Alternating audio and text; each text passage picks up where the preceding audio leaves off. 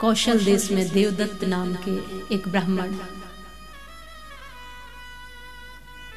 मन में भावना है पुत्र प्राप्ति की, पुत्र हो जाए, यज्ञ आदि करवाए, बहुत से विद्वानों को बुलाया, वेद मंत्रों के पाठ उच्चारित होने लगे, पुत्रेष्टि यज्ञ प्रारंभ हुआ। गौमिल ऋषि जो थे वो नेतृत्व कर रहे थे और सामवेद के उन मंत्रों का गान भी कर रहे थे। तो क्योंकि उम्र अधिक थी, अवस्था अधिक थी, तो जो गान कर रहे थे तो गान करते हुए उन मंत्रों का स्वर थोड़ा सा आवाज कंपन होने के कारण इधर उधर होने लगा। देवदत्त जो पुत्रेष्टि यज्ञ करवा रहे हैं पुत्र कामना के लिए, एकदम से क्रोधित हो गए। क्या करते हो ऋषियों, मैं पुत्रेष्टि यज्ञ करा रहा हूं और आप इसमें स्वर भंग कर रहे हो, मेरी साधना भंग हो जाएगी, मेरा व्रत भंग हो जाएगा, मेरा यज्ञ भंग हो जाएगा। आप क्या करते हो, सीधा सीधा स्वरों के साथ मंत्र क्यों नहीं जाप करते हो? कहा कि मैं थोड़ा सा अवस्था, मेरी बुजुर्ग अवस्था है तो आवाज में कंपन हो गया है, इस कारण हो गया। तो और क्रोधित हुए देवदत्त, मेरा तो यज्ञ ही विध्वंस हो जाएगा। जब बहुत कुपित हुए तो गौमिल जो ऋषि हैं उनको भी क्रोध आया। उन्होंने कहा इतना अहंकार ठीक नहीं होता, इतनी अकड़ ठीक नहीं होती है। माँ भगवती भाव देखती है, मैं पूरे भाव से यजन कर रहा हूँ, पूरे मन से मैं ये यज्ञ कर रहा हूँ। मेरी अवस्था को माँ समझती है, मेरे कंठ को, मेरे स्वर को माँ समझती है, और इतना अहंकार ठीक नहीं है। श्राप दिया कि जिस पुत्र की प्राप्ति के लिए तुम ये यज्ञ करा रहे हो वो पुत्र पैदा तो होगा, पर तुम्हारे घर में एकदम मूर्ख पुत्र पैदा होगा। अब श्रेष्ठ ब्राह्मण के घर मूर्ख पुत्र पैदा होना, ये तो विचलित हो गए, बहुत दुखी हुए, परेशान हो गए, चरणों में गिर गए। मेरा ये आश्रय नहीं था, ऐसा भाव नहीं था, आपने श्राप दे दिया। मेरे घर में मूर्ख पुत्र पैदा होना माने ये तो मेरे लिए अभिशाप है, इससे तो संतान ना ही हो तो ही अच्छा है। मुझे क्षमा कर दीजिए, मेरी गलतियों को क्षमा कर दो ऋषिवर, आप तो श्रेष्ठ है, बड़े हैं। ऋषि ने कहा कि जो शब्द निकले हैं वो तो निकल ही चुके हैं, पर फिर भी मैं ये कहता हूं कि पुत्र तो मूर्ख ही पैदा होगा, पर मां भगवती की कृपा से उसको विद्या और बुद्धि मिल जाएगी। यज्ञ पूरा हुआ, समय बीता, पुत्र का जन्म हुआ, जात कर्म संस्कार करवाया और नाम रखा उतत्य। वो इतना मूर्ख के 10-12 वर्ष का भी हो गया, तब भी वो न तो एक भी मंत्र उच्चारित कर सके, न तो कुछ स्तुति जान सके। ब्राह्मण ने बहुत प्रयास किया समझाने का। अब ब्राह्मणों के बच्चे और वेद पाठियों के बच्चे तो शुरू से ही वेद पाठ करने लग जाते हैं, शुरू से ही मंत्र जाप पूजा पद्धति में संलग्न हो जाते हैं। इसको समझा समझा के सब परेशान, पर ये एक मंत्र भी उच्चारित नहीं कर सके, एकदम मानो निरामूर्ख है। तो बहुत सरल, पर श्रेष्ठ नहीं है। सरल तो है पर ज्ञानी नहीं है। अब इस पिता को ज्ञानी पुत्र चाहिए था। रोज परेशान होने लगा जब दूसरे कहने लगे कि इसके घर में देखो कैसा मूर्ख बालक पैदा हुआ है, अभी तक तो एक शब्द नहीं मुंह से बोलता है और बहुत कम ही उच्चारण करता था, कुछ बोलता नहीं था। इसको पीड़ा होने लगी, क्योंकि ज्यादातर लोग बाहर वालों की बात सुनते हैं। कई बार मैं समझती हूँ कि बच्चे बहुत कुछ कहते और समझाने की कोशिश करते हैं, पर बाहर का कोई आकर कह दे कि तुम्हारे बच्चे ने ऐसा किया तो समझ लेते हाँ हाँ किया होगा। ये बालक बड़ा सरल है, ऋषि ने बताया भी था कि माँ भगवती की कृपा होगी तो निश्चित रूप से इसको ज्ञान आएगा, लेकिन ये ब्राह्मण चाहता है कि ये अभी इस अवस्था में ही पूर्ण ज्ञानी हो जाए, जो मैं सिखाऊं वो सीख जाए, जो मैं बुलवाऊं वो बोल दे, और दुनिया कहे कि कितना श्रेष्ठ बालक है, दुनिया कहे कि कितना बड़ा विद्वान है, कैसे मंत्र उच्चारित करता है, ये दुनिया को दिखाने के लिए। उस बालक की पीड़ा का एहसास नहीं है। जब रोज बाहर के लोग कहने लगे तब तो कोई बात नहीं, लेकिन माता पिता ने भी कह दिया कि ऐसे बालक से तो ना ही होता तो ठीक था, किसी काम का नहीं है ये बालक। धीरे धीरे बड़ा होने लगा, फिर भी कुछ नहीं सीख रहा है, तो रोज माता पिता ताने से मारने लगे। तो इस बालक ने घर छोड़ दिया और जंगल में जाकर के कुटिया बना ली। लगभग 14 वर्ष तक वहां उसी कुटिया में बिल्कुल शांत भाव से ये रहने लगे। एक जीवन में उन्होंने व्रत ले लिया था, एक संकल्प इस बालक ने लिया था कि मैं कभी भी झूठ नहीं बोलूंगा, असत्य नहीं बोलूंगा, मिथ्या नहीं बोलूंगा। एक ही जीवन में संकल्प कई बार हमें श्रेष्ठ बना देता है। एक संकल्प तो पूरा लेना सीखो, एक संकल्प। इस बालक ने और तो कुछ आता नहीं था, कोई मंत्र श्लोक विद्वता ज्ञान कुछ नहीं था, पर एक बात मन में विचार ली कि मैं जब भी कुछ बोलूंगा सत्य ही बोलूंगा, बस कभी असत्य नहीं बोलूंगा। इस प्रभाव से जो आसपास के सभी लोग थे, दूर दूर तक ख्याति ये फैलने लगी कि यहाँ एक ऋषि, एक विद्वान, एक ज्ञानी, एक महापुरुष रहते हैं जो कि कभी भी असत्य नहीं बोलते। जो लोग बहुत बोलते हैं ना, बहुत ज्यादा बोलते रहते हैं, कई बार उनकी बात पर लोग ध्यान नहीं करते, और जो बहुत थोड़ा बोलते हैं और सही और सटीक बोलते हैं, लोग उनकी बात ध्यान से सुनते हैं। जो निरंतर बोलता रहे तो लोग उतना ध्यान से नहीं सुनते। ये बहुत कम बोलते हैं, लेकिन कभी कभी बोलते हैं तो सत्य ही बोलते हैं। इसलिए इनका नाम सबने मिलकर रख दिया सत्यव्रत। ये सत्यव्रत के नाम से प्रचलित हो गए। अब उतथ्य को कोई नहीं जानता, अब सत्यव्रत हो गए। महात्मन सत्यव्रत, महात्मा सत्यव्रत, जिन्होंने सत्य का व्रत ले रखा है। इसलिए एक बात याद रखना कि बहुत कम ही बोलो, जितना सार्थक है उतना ही बोलो, जहां जरूरत है वहीं बोलो, जितने की आवश्यकता है वो बोलो। नहीं तो ऐसा हो जाता है कि बहुत कुछ बढ़ चढ़कर बोलने के चक्कर में कई बार हम अशुद्ध बोल जाते हैं, गलत बोल जाते हैं, और न जाने क्या क्या मुंह से निकल जाता है।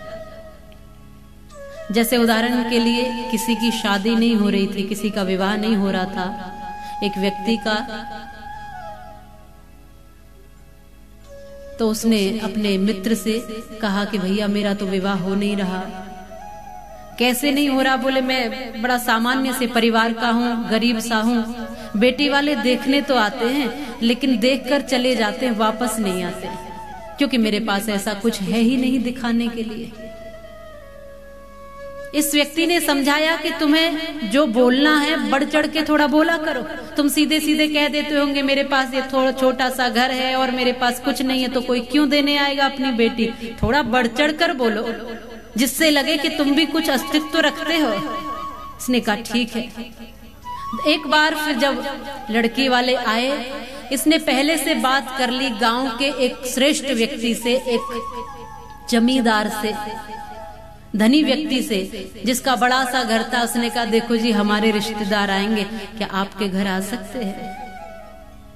थोड़ा सा हम लोग यहाँ मिलना चाहते हैं, बैठना चाहते हैं। तो सभी लोग गांव में एक दूसरे की मदद करते हैं। बोले हम तो बाहर जा रहे हैं, तुम यहाँ बैठ सकते हो, अपने रिश्तेदारों से आराम से मिल सकते हो, तुम्हारा ही घर है, कोई चिंता की बात नहीं है। अब इसने उन लड़की वालों को इनके घर में बुलाया मिलने के लिए। अब वो आए, जैसे ही बाहर पहुंचे तो बाहर बहुत सारी जमीन पड़ी थी, खाली जमीन थी। तो ऐसे ही पूछ लिया क्या ये जमीन आप ही की है? उसने कहा अरे ये ऐसी जमीन, एक जमीन थोड़ी है अपनी, ऐसी तो बहुत सारी जमीनें हैं। ये तो बहुत छोटा सा टुकड़ा है, ऐसी जमीनें तो बहुत पड़ी हुई है।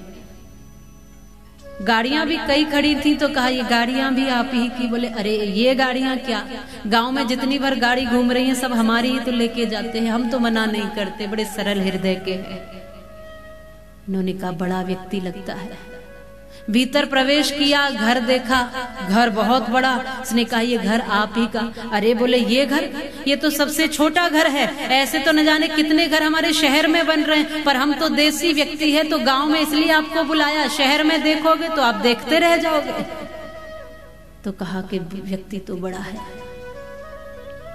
ये बैठा था, बिठा दिया सबको, ये भी बैठ गए, पिताजी बगल में बैठे। बोले ये आप ही के पिता? अरे बोले कोई अपने एक दो पिताजी थोड़ी, ऐसे तो अपने बहुत पिताजी।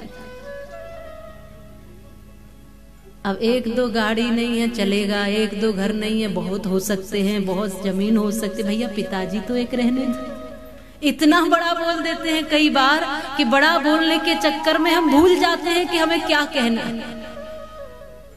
और कई बार लोग कहते हैं कि मतलब के लिए गधे को भी, अब वो आप जानो, मैं तो नहीं कहती ऐसा। स्वार्थ के लिए कुछ भी करेंगे क्या? अपने परिचय में, अब परिचय दो तो सामान्य सा दे दो। आपके कर्म आपकी परिचय और पहचान बनने चाहिए। वो कहीं भीड़ लगी थी तो व्यक्ति ने देखा कि क्या हो गया, तो भीड़ से घुसने का प्रयास किया, भीड़ धक्का देके पीछे कर दे, ये आगे जाए, भीड़ पीछे कर दे। इसने कहा हुआ क्या, ये देखना चाहता है, कहीं भीड़ लगी हो तो बड़ा मन करेगा देखें तो क्या हुआ। पूछा भैया हुआ क्या? बोले एक्सीडेंट हो गया है। इसने कहा देखना चाहिए, आगे बढ़ना चाहता है, देखूं तो सही किसका एक्सीडेंट हुआ, क्या हुआ। अब भीड़ पीछे कर देती, इसको जाने नहीं दे रही है, तो इसने एक उपाय सोचा। इसने कहा भैया जिनका एक्सीडेंट हुआ है वो मेरे पिताजी हैं। अब भीड़ ने कहा हट जाओ भैया, इनके पिताजी का एक्सीडेंट हुआ है। सब हट गए, एकदम जगह दे दी। आगे जाके देखा तो गधा मरा पड़ा था। तो इतने स्वार्थी, इतना बढ़ चढ़ के बोलना। यहाँ सत्यव्रत इसीलिए सत्यव्रत कहलाए कि वो उतना ही बोलते हैं, और जब भी बोलते हैं सत्य बोलते हैं, सबके साथ प्रेम से रहते हैं। कुछ ज्ञान नहीं है, लेकिन हाँ कुछ माँ भगवती की और वो पुत्रिष्ट यज्ञ जो इतने ऋषियों ने किया था मिलकर के, उसका कुछ तो प्रभाव है। एकाएक इन्होंने देखा कि अपनी कुटिया में बैठे हैं, तो एक बाण से विदा हुआ सुअर इनके कुटिया में आया। बाण लगे पड़े हैं, ये विचलित है। देखा, देख करके पीड़ा से द्रवित हो गया मन। किसी जीव की पीड़ा को देख करके मन द्रवित हो जाए तो समझ लो आपके मन में स्वयं भगवान विराजमान है। मन द्रवित हो गया और एकदम इनके मुख से शब्द निकला ए, इस तरह से। ये बोलते नहीं थे, बहुत कम बोलते थे, कभी कुछ शब्द ऐसे ही बोलते थे और सत्य ही बोलते थे। तो इनके मुख से ऐसे ही अनजाने में देख करके वो चला आ रहा था, तो इनके मुंह से निकला ए, और ये शब्द माँ भगवती का बीज मंत्र है। ये भूलवश ये शब्द निकला था, और भूलवश भी यदि माँ भगवती के बीज मंत्र का उच्चारण हो जाए तो व्यक्ति को विद्या, बुद्धि, ज्ञान, चेतना सब मिल जाती है। अनजाने में इसने 2 बार कह दिया ए, और माँ भगवती की कृपा हो गई और पूर्ण ज्ञान और विद्या उसको प्राप्त हो गई। मन में भाव तो था ही, हृदय द्रवित तो था ही, बस वो बैठ गया वहां। वो जो जीव था वो भी शरणागत होकर के इनकी कुटिया के पीछे से निकलते हुए झाड़ियों में छुप गया। बहेलिया पीछे से आया। शिकारी ने कहा कि कहीं हे महात्मन, आपका बहुत नाम सुना है, आप सत्यव्रत ही है ना, आप तो सदैव सत्य बोलते हैं, तो जरा मुझे बताओ कि मेरा शिकार यहाँ से कहीं आपकी कुटिया में आया था क्या? क्या आपने मेरे शिकार को देखा है? एक सत्य बोलने वाला व्यक्ति। अब ये शिकारी आया और इसने पूछा क्या मेरा शिकार यहाँ आया था, आपने देखा है क्या? मुझे कृपया करके बताओ महात्मन, मेरे बाल गोपालों के लिए मुझे चिंता हो रही है, मुझे जल्दी से शिकार करना है, फिर घर पहुंचना है, और भी कार्य है, और मुझे पता है कि आप झूठ नहीं बोलते हैं। अब ऐसी स्थिति में सत्यव्रत क्या करे? यदि कहते हैं कि देखा है तो उस बेचारे मूक जीव को ये मार देगा, यदि कहते हैं कि नहीं देखा है तो झूठ हो जाएगा। तो क्या किया जाए? माँ भगवती के उस केवल 2 बार नाम उच्चारण से ऐसी बुद्धि, ऐसी वृत्ति दी कि बड़ा सुंदर श्लोक उनके मुख से निकल पड़ा। या पश्यति न सा ब्रूते, या ब्रूते सा न पश्यति, अहो व्यागः स्वकार्यार्थी किं प्रक्षसि पुनः पुनः। अरे बहेलिया, अरे शिकारी, शिकार करने वाले व्यक्ति, या पश्यति सा न ब्रूते। आप सोचिए, जो कुछ नहीं बोलता था और मूर्ख था, माँ भगवती की कृपा से, इसलिए कहते ना मूकम करोति वाचालम पंगुम लंघयते गिरे। क्या नहीं हो सकता है उसकी कृपा हो जाए तो? गूंगा बोल सकता है, लंगड़ा पहाड़ चढ़ सकता है, दुनिया में एक मूर्ख भी विद्वान बन सकता है। यदि माँ भगवती की कृपा हो जाए तो कमजोर से कमजोर भी शक्तिशाली बन सकता है। इन्होंने कहा कि देख शिकारी, जिन आंखों ने देखा है वो बोल नहीं सकती, और जो जिव्या बोल सकती है उसने देखा नहीं है। कितना सुंदर तथ्य दिया है। सत्य भी नहीं है और झूठ भी नहीं है। क्या आपने देखा? उसने कहा कि जिन आंखों ने देखा वो तो बोल ही नहीं सकते, और जो बोल सकती है उसने देखा ही नहीं है। इसलिए हे शिकारी, तुम क्यों बार बार पूछते हो? जाकर खुद ही देख लो, खुद ही देख लीजिए। माँ भगवती की कृपा मिली। एक छोटे से जीव के लिए भी जब मन में ये भाव आ गया, जब मन द्रवित हो गया, मन पिघल गया, मन उदास हो गया, चिंतित हो गया, इसकी रक्षा करनी चाहिए प्राणों की, ये बचना चाहिए। जब ऐसा भाव द्रवित होता है, सही मायने में ये समझ लीजिएगा, उस समय हमारे मन में भक्ति के बीज अंकुरित हो रहे होते हैं। और ये हम सबका कर्तव्य भी बनता है। जितने भी धरती पर मूक प्राणी हैं, जीव जंतु हैं, उनका रक्षण करना हम मनुष्य का कर्तव्य बनता है। इस माँ भगवती की आराधना प्रकृति के रूप में करना हमारा सबका कर्तव्य है। माँ प्रकृति भी भगवती का स्वरूप है, और उसकी पूजा करना। और उसकी पूजा क्या होगी? प्रकृति की पूजा क्या है? जो प्रकृति में तत्व है, चाहे वो जल है तो जल का सदुपयोग करो, वृक्ष लगाते हुए और वृक्षों की रक्षा करो, गौ माता की रक्षा करो, जीवों पर दया करो, जीवों की रक्षा करो। जो कुछ भी यहाँ दिखाई दे रहा है और जो मनुष्य के अधिकार में आता है, उन सब की रक्षा करना ही प्रकृति की पूजा होती है। अधिक से अधिक वृक्ष लगाएं, अधिक से अधिक यज्ञ करें, अधिक से अधिक जीवों की रक्षा करें। इसीलिए कहा ना, यहाँ तो जब बुजुर्ग हमारे कहते थे कि जब चलो भी तो नीचे देखकर चलो, कहीं आपके पैर के नीचे कोई चींटी, कोई कीड़ा ना आ जाए। इतना तक हमने जीवों का ध्यान रखा है, कहीं भूल से भी भूल ना हो जाए, इतना सावधान होकर चलने को हमें बुजुर्गों ने बताया है। इतने सावधानी से जीवन जीना है, कहीं भूल से भी किसी का हृदय न दुख जाए, कहीं भूल से भी कोई हमारे कारण रो न पड़े, हमारे कारण कहीं उसको कष्ट न पहुंच जाए। क्योंकि कितने दिन के हो आप इस धरती पर, क्षण भंगुर तो हो। क्या पता कब मौत का पैगाम आ जाए, और क्या पता कब जिंदगी की आखिरी शाम आ जाए। ऐसे मौके की तलाश में रहा करो लोगो, शायद ये जिंदगी किसी के काम आ जाए।